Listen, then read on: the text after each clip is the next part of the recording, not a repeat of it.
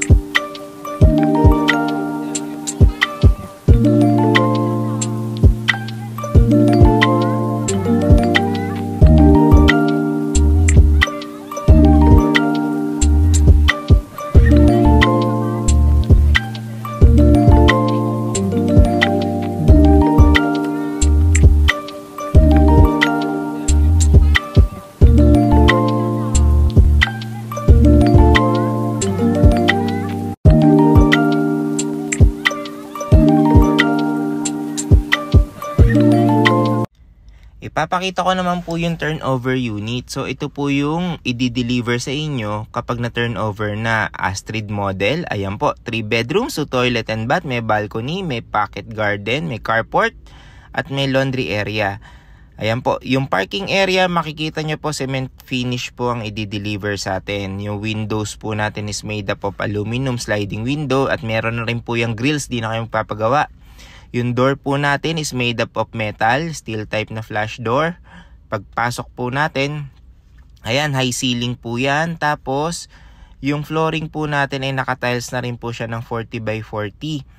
Then, pupunta po tayo sa CR. Makikita nyo po, ayun, meron na rin po siya mga half-level tiles.